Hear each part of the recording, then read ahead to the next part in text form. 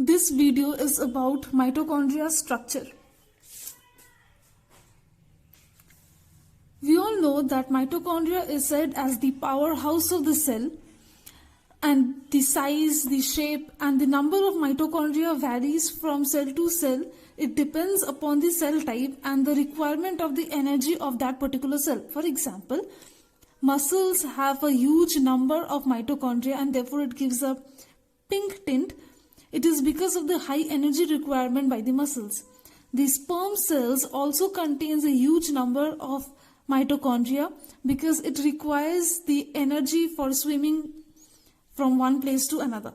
So the number and the shape and the size also depends upon the cell type and the requirement. This particular cell organelle can also be seen under a light microscope.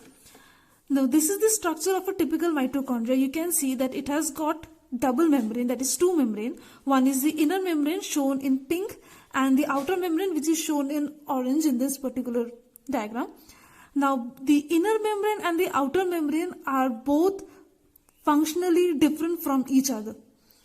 The membranes therefore divides the cell organelle into two aqueous components or compartments.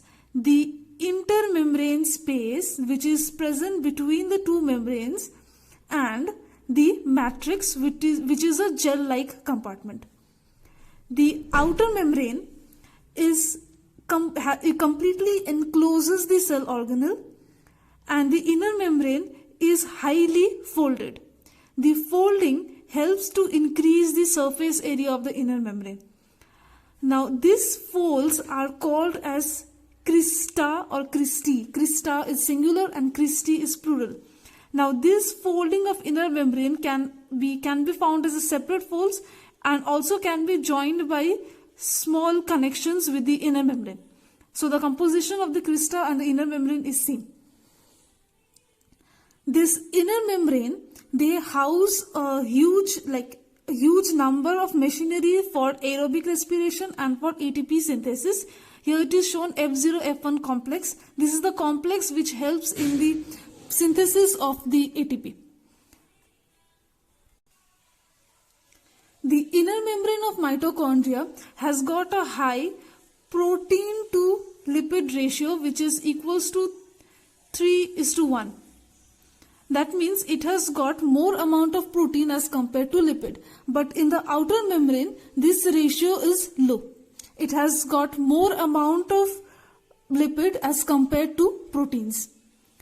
I have already told you that the inner membrane is devoid of cholesterol, which is comparable with that of bacteria, and the outer membrane is a homologue of cell wall of the bacteria, which is called as the ancestor of this particular organelle. Now the outer membrane, you can see that there are very large pores present in the outer membrane. These pores are made up of beta barrel protein, which are called as, these pores are called as porins. These are very big and are permeable to a large amount of things. Whereas the inner membrane is highly impermeable, that is, it does not allow the entry of material inside the matrix.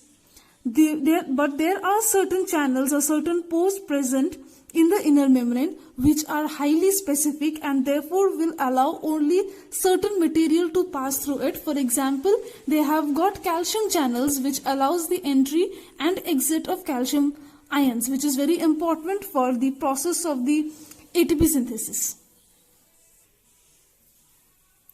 Next, matrix. Matrix is a gel-like aqueous solution which is completely enclosed by the inner membrane. It contains ribosomes which are bound to this inner membrane, and they have got circular DNA which is its own DNA which helps in its own replication, and it also contains enzymes and proteins which are required for the protein synthesis and ATP synthesis.